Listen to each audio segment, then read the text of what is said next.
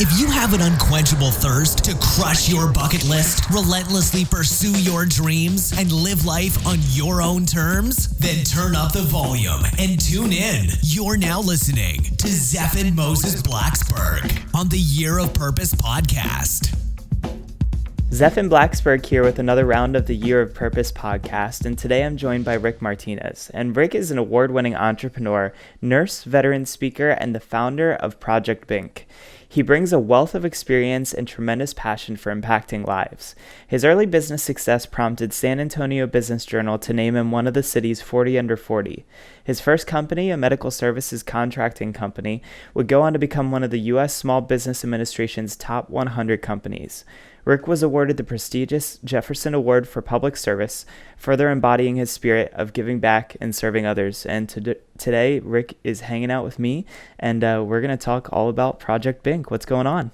Hey, Zeph. It's awesome to be hanging out with you. Yeah, man. So I saw your video on your website was really what drew me into trying to learn a little bit more about you and your story. So I'd love for you to just tell me a little bit about your experience, with nursing and being a veteran, and how that ultimately led you to start impacting other people's lives. Sure. So, I've been a nurse. That's actually my vocation. So I've been a nurse since the early 90s and a registered nurse, graduated here in Texas. And I think it was soon after that, maybe a few years into my practice, where that entrepreneurial bug really started biting. And I started a company.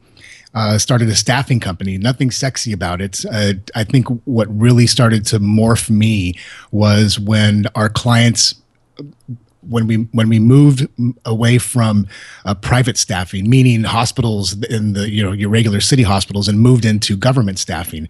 What that means is we actually put doctors and nurses in military hospitals all over the country. And what that meant basically is our client changed. Our client was no longer just somebody who needed assistance. These were soldiers. These were soldiers, airmen, Marines, who were coming back from overseas, and our mission changed. It always was very heartfelt, but now it was, if I could say, there was a heartfelt, compassionate, even patriotic sense of what we did. And the company grew. The veteran part, so I had been a veteran, so the story's kind of intertwined, but I actually flunked out of college. So I was a veteran in my early years.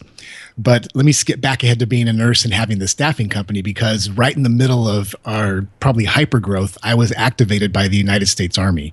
So in 2006 and 2007, as an Army nurse, I was activated and sent actually to Washington, D.C. to work at Walter Reed for 18 months. So that's where the nursing and veteran thing really start to kind of come together. And that was an even bigger impact and change on my life, because I was an ER trauma trained nurse, and I didn't go to an ER setting. I went to a floor at Walter Reed where we took care of amputees. And talk about an aha moment. Talk about a moment where you suddenly look at things differently. These kids, I say kids because I have kids in their 20s today, were my kids' age. And the nursing veteran, again, the story keeps unraveling with more twists and turns, but that's where I think I started to understand that there may be a bigger calling somewhere. Sure. And I guess, when you're around a lot of people who have, sacrificed things, have, given of themselves to others, you probably start to question, in yourself, what am I giving out to the world, and where's my role in all of that? Why do you think that, because so many people are doing this, is they're going into the workplace, they're working for a couple of years, and then something hits them, whether it's the entrepreneurial bug, the travel bug, or really just the purpose bug. Why do you think this keeps happening, that they keep getting hit by this and start to question everything and really start over? That's a great question, and it's a really thought-provoking one. I think it's, for lack of a better quick answer, I think it's just the human condition. I think we want to know. I think for the most part, we all ask those questions. Whether we're in a job that we like or don't like, we always ask, why am I doing this? What does this all mean? Maybe when the kids are about to leave home, like I'm about to face my last kid is about to leave the nest. we start to ask different questions. So I think it's just the human condition. And it's part of our growth. When we're children, the questions are always why. Why is the sky blue? Daddy or mommy, why did this happen? Why do I have to eat that? But as we grow, the questions morph into just, I think, because we grow, into the what's. What does this mean? What should that mean? And I think it's, Zeph, it's a great question. And I think it's just part of how we grow and evolve as humans. And sometimes it takes those moments where we step into a hospital and see a kid who was just blown up to make us ask those questions. So sometimes we ask them intuitively, and sometimes it's moments that cause us to ask those questions. Yeah, I mean, it's in a sense, it's a little bit sad that, at the expense of others' experiences, that's where something inside of us really comes out. But I think that, just like you said, it's a very natural thing in the process of life and being human. So I think that's a really great way to put it, because I think when I first started, just searching for more meaning, I almost saw it as like an epidemic around me, because me being in my mid-20s, everyone I know is either getting married and having kids or has no clue what's going on and is, taking a year off or like quitting their job or sitting at home figuring out what's going on. So like I saw it as this thing that was just taking the world by storm. And I guess it really just is more of a natural thing that is supposed to happen, and it allows you to come into your own and realize, who you want to be, or at least, learn more about yourself for the future. So it's really cool to hear that from you, that it's more of a natural thing as opposed to like, some medical condition that's just taking over everybody. So where does Project BINK come in? Like, what happened in your life that ultimately led you to come up with this?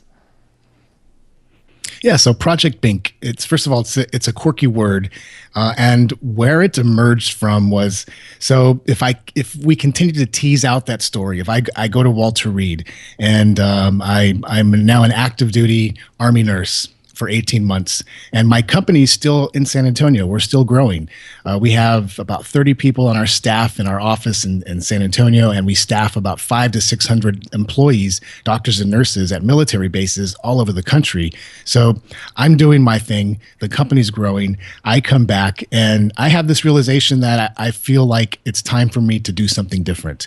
So I'm going to really condense this down, but I end up selling my company. I ended up selling it, and Zeph, the thing is after I sold it, as much as an entrepreneur, as much as it's, hey, yes, one of our guys did it, there was this real emptiness. It's, what did I do, and where do I go now?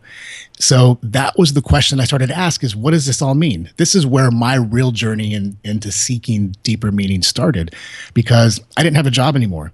I was no longer at Walter Reed. If you can imagine, all of a sudden, I didn't know where I fit. So I was searching, and I've always been a fitness buff along my search. It kept me occupied, and even to this day, I like to stay in decent shape. And I entered a weightlifting competition up in Austin, Texas, back in 2012.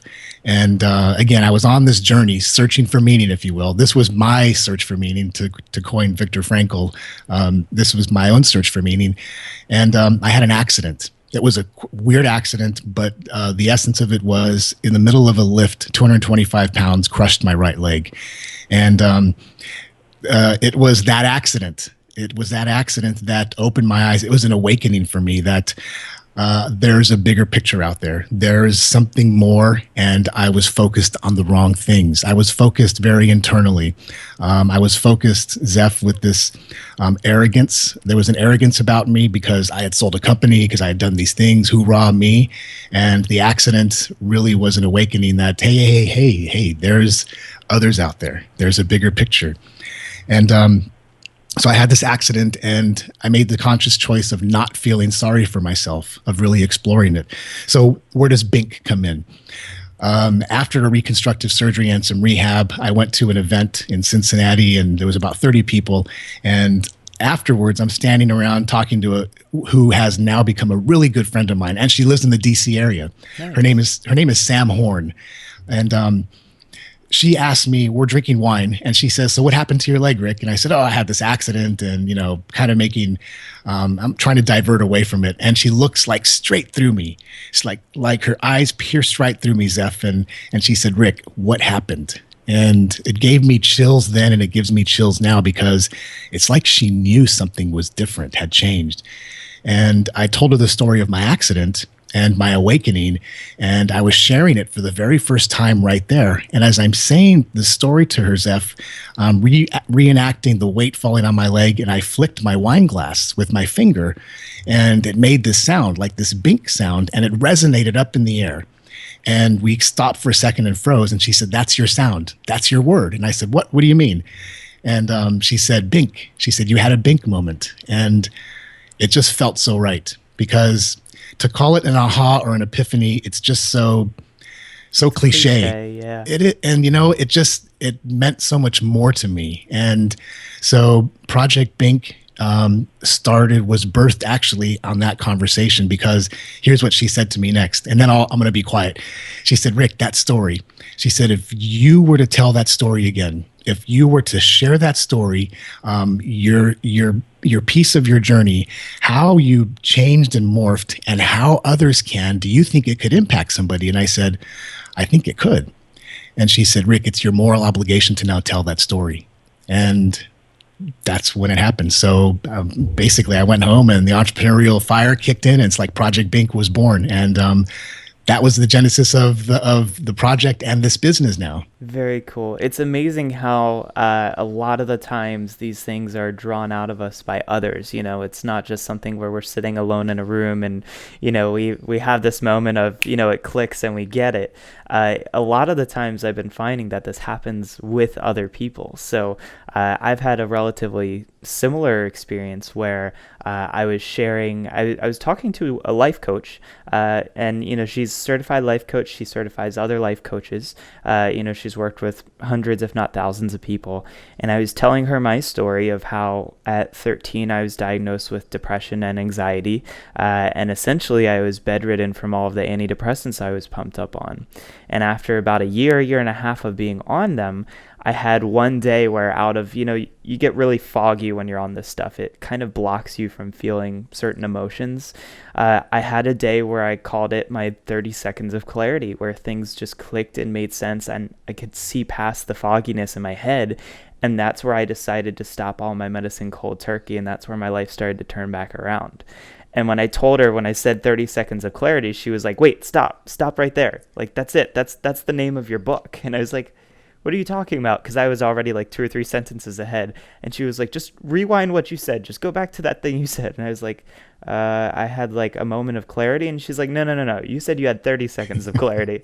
And so it's funny how like we oftentimes, it's almost like we know the answers, but we're not listening to everything that's coming out of our mouths. So we kind of miss out on certain things. Do you see that that's happening a lot with people?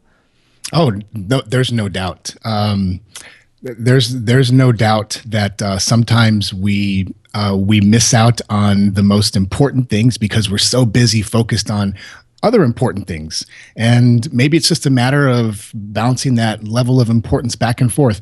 But but you're right. It's funny, your story and our story, how much they resonate, because the way I said it never even registered until my friend who was there said, that's your shtick, that's your thing, that's your word.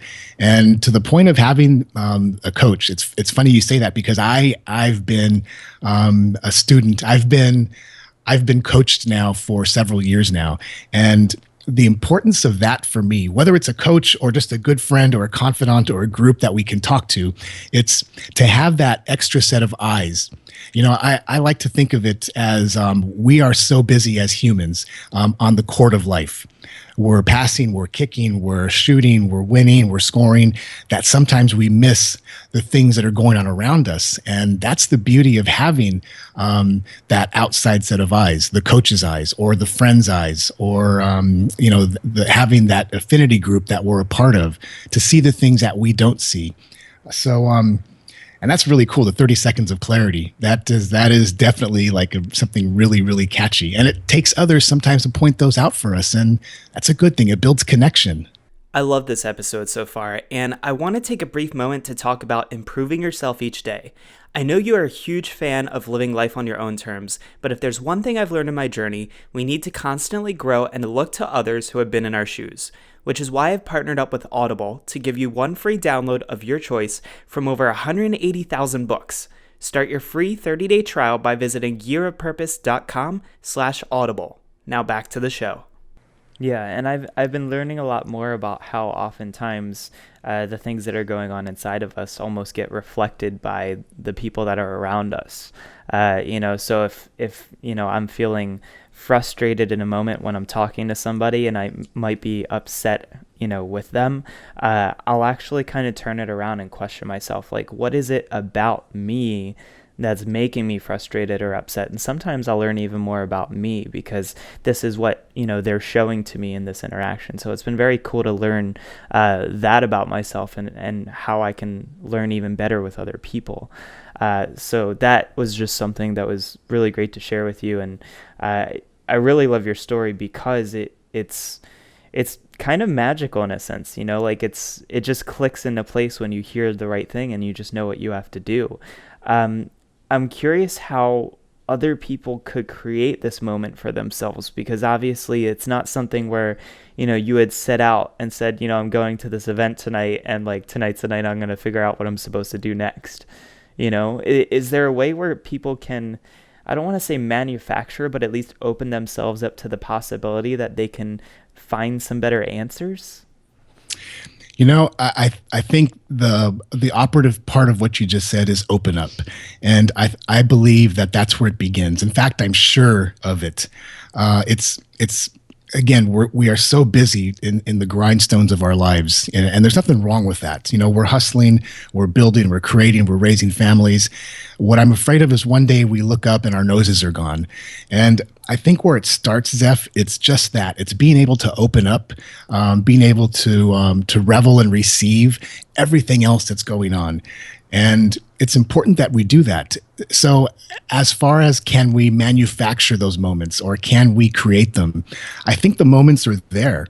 The moments are always out there happening. It's just a matter of us tuning in, becoming more aware, picking our heads up, smelling the roses. Insert whatever phrase that works best for you, but sometimes it just means stop.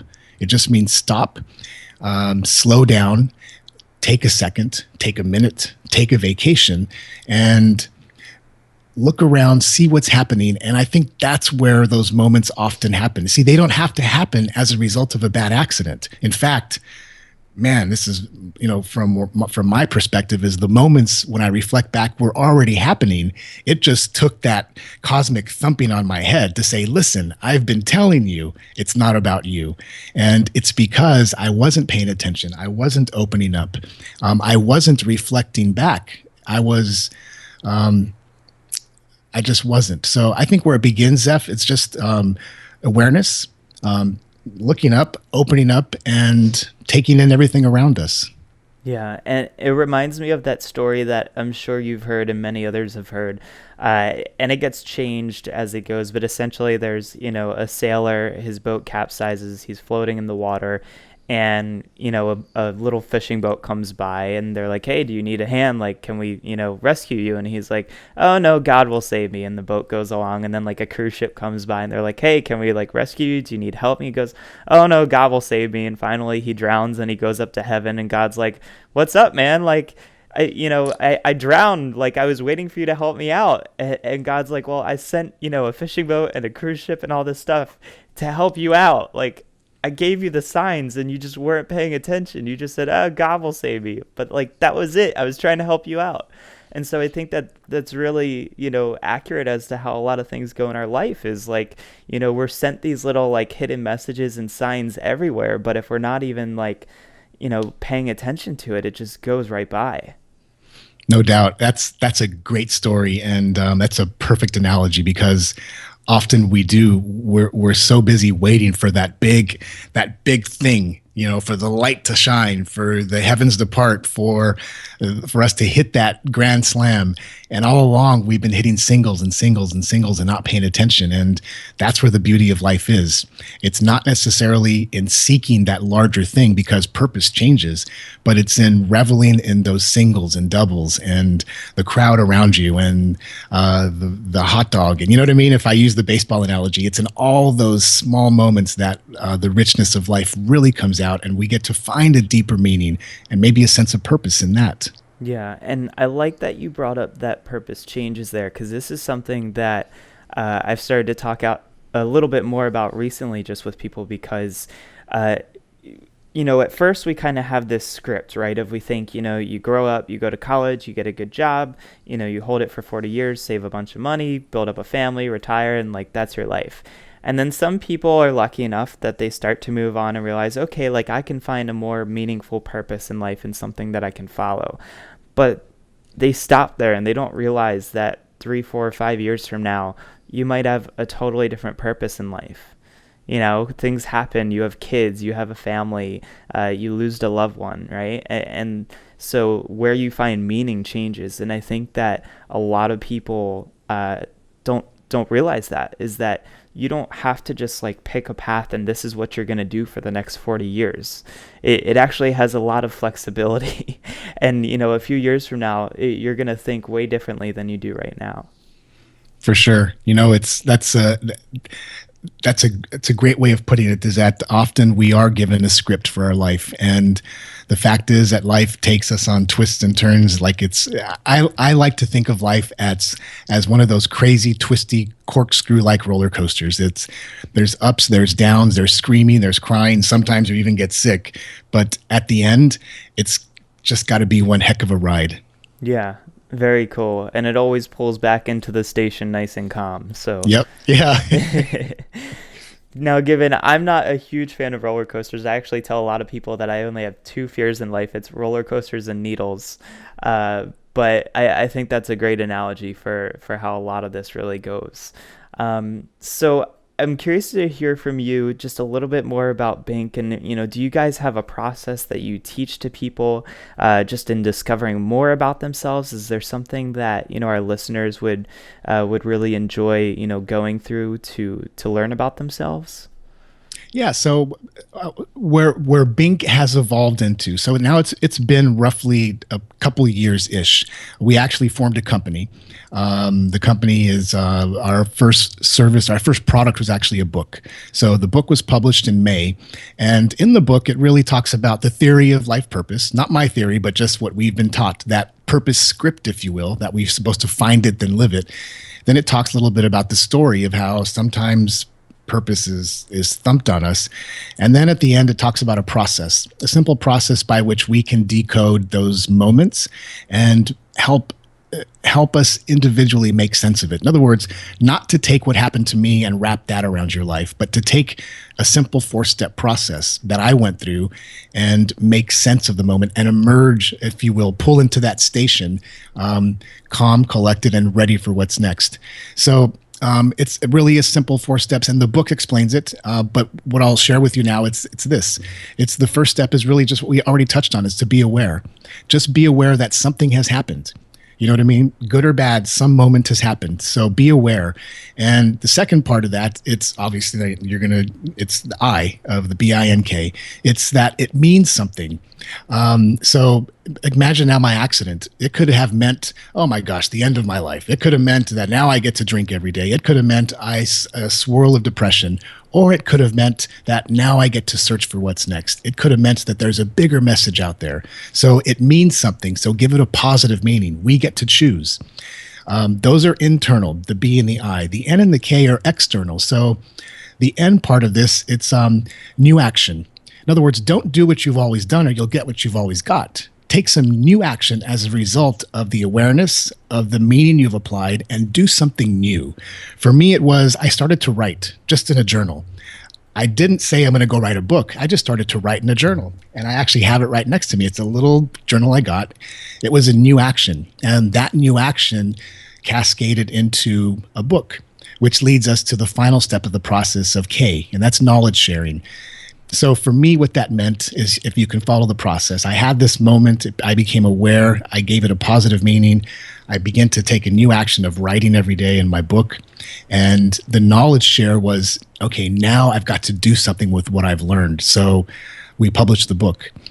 That's what I did. So the knowledge share for anybody else could be joining a group and sharing your story, mentoring, teaching, guiding, starting a podcast, but just it's a shame for us to learn something from that process or the moment and then keep it to ourselves, because what I learned is that it's not meant just for us. If we can impact others, isn't it then our moral obligation, Zeph, to share it? So that's the essence of the BINK process. And at the end, if you'd like, I'm going to share a URL with the listeners, and they can download the book for free. Yeah, absolutely. It's as I'm hearing you say this, I'm like, I want to read this book already. And the cool thing I'm going to share with you, which I don't even think I've even told our listeners about yet on the podcast, is I'm actually in the process of writing and publishing a book called Life Rescripted. And it's all about looking at the movie script of your life. And if you think about it, think of your life like a movie. And when the movie ends, what does it do? It fades to black and music plays and the credits roll. Who do you want to thank? Who's going to be a part of those credits? Do you even want those people that are there right now in the credits? And, what song is going to play during this?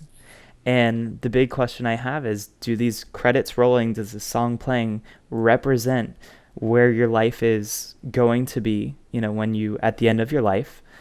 Or does it represent where you are right now? And it's like, do you want to change that song? Do you want to change those credits? Because right now you have every ability in the world to change what's going to happen between now and when those credits roll. But it's up to you, just much like you said, to take action on it. We can learn about it all we want. We can grow all we want. But unless we actually do something about it, there's tons of people that are probably listening to this podcast right now, and maybe they're in the car driving to work, maybe they're sitting at home, but many of them are just going to go back to what they were doing after they're done listening. And the take action part is really where the magic starts to happen. It is. There's no doubt. And that's, Zeph, for better or for worse, that's unfortunately where the true sadness, that's my word, comes in. It's because we then make a conscious choice to rewrite our script, to put it in your words, or to continue living the script we're in. We get to write our own book. We get to write our next chapter. We get to actually write the ending that we want. And I think your analogy is fantastic. Life rescripted. What a great way to think about it. Our life can be we can make our life as glorious as Star Wars, or as boring as, I can't think of a boring movie, but we have that power, the power to choose. And what a great thing. Yeah, well, this has been an excellent conversation so far. I appreciate you for sharing your story, as I'm sure that it's not the easiest thing to share. And I think that you really took that lesson that you learned from that moment and shared it with a lot of people. So, I'd love to hear about how we can find out about your book and where we can read it.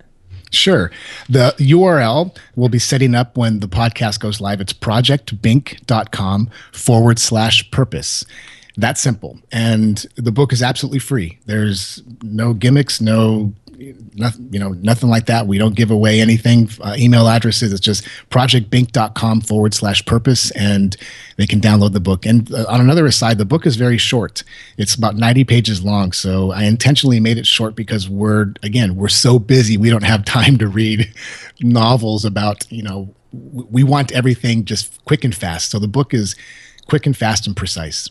Very cool. So I will definitely be one of the first people to jump in there and grab that book. Hopefully before people download this, I want to read that book.